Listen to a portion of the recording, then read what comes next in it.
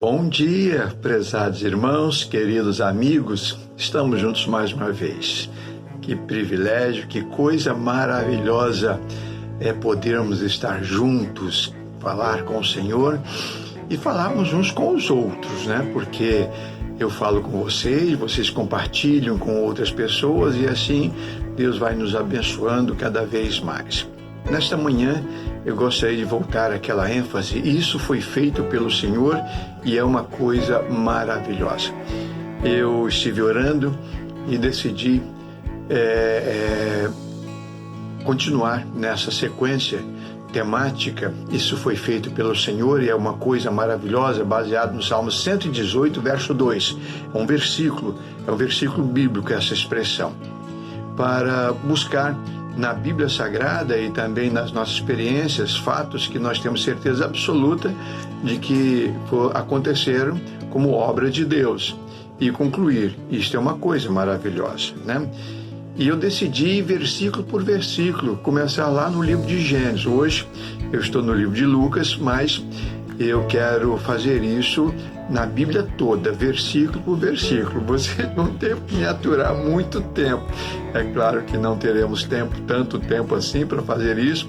É um estudo um tanto demorado, mas Deus vai providenciar e vai levantar outras pessoas, né, mais jovens, quem sabe jovens que estão hoje, crianças, para fazer continuar esse trabalho.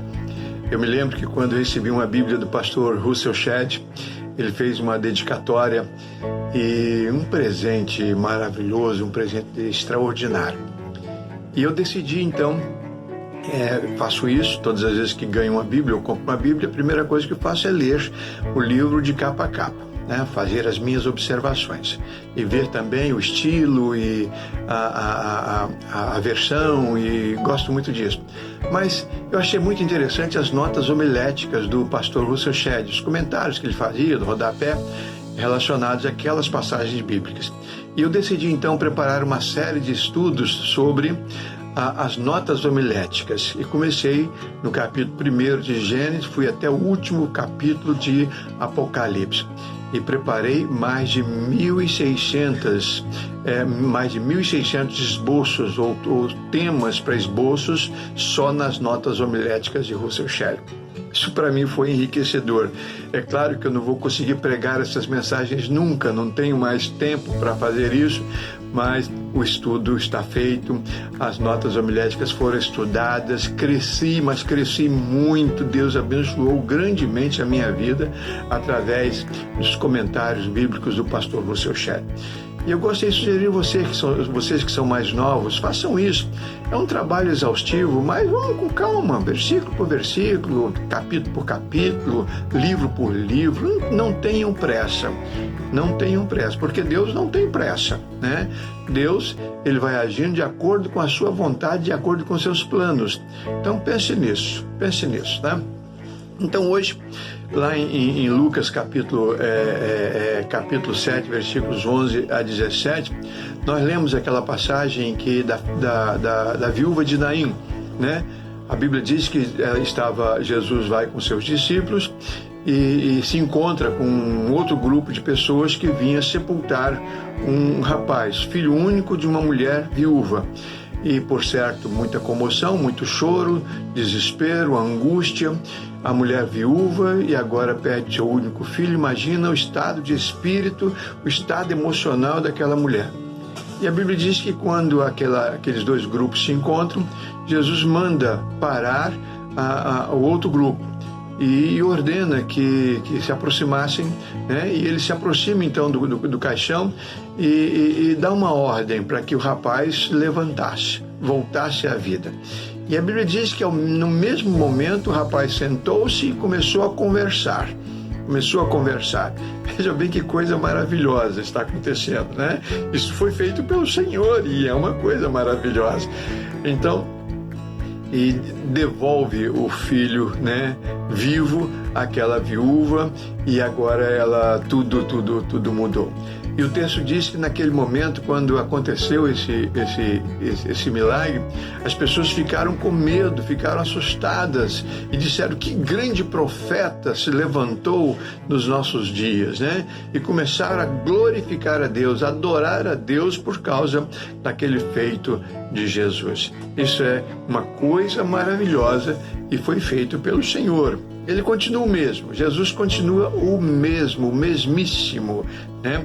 Então, nesse texto, nós vemos algumas coisas, algumas constatações muito interessantes. Primeiro, é que Jesus tem compaixão.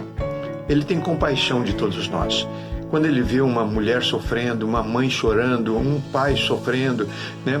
um homem desempregado, uma mulher com problemas com seus filhos, problemas sentimentais, problemas financeiros, Deus sente compaixão de todos nós. Deus nos ama tremendamente e Ele tem compaixão de nós. Assim como Jesus teve compaixão daquela multidão, especialmente daquela viúva.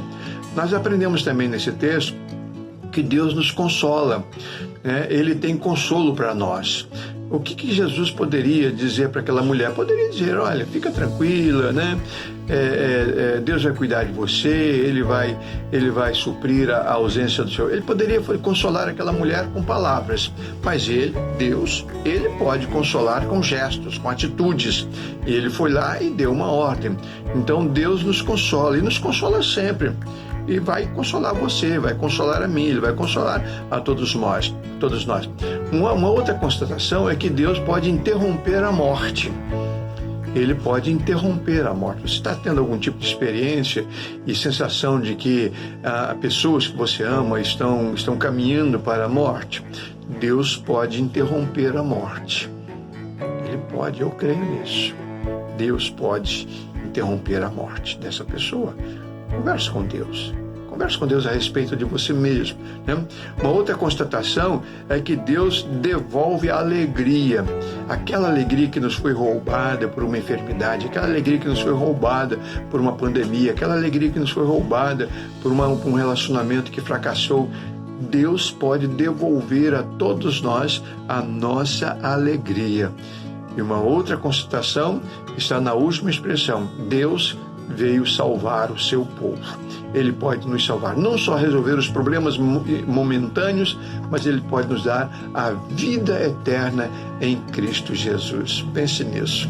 Isso foi feito pelo Senhor e é uma coisa maravilhosa. Deus amado, Tu tens sido maravilhoso e os Teus feitos são maravilhosos, e nesta manhã queremos entregar-nos nas Tuas mãos.